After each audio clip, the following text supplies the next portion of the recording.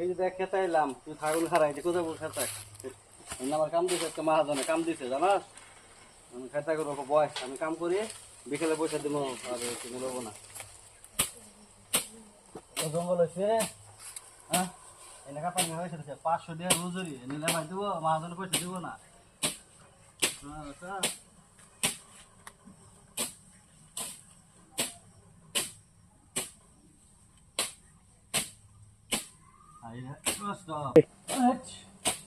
আমি কথা চলবো জিরাই আমি বহি বলিস।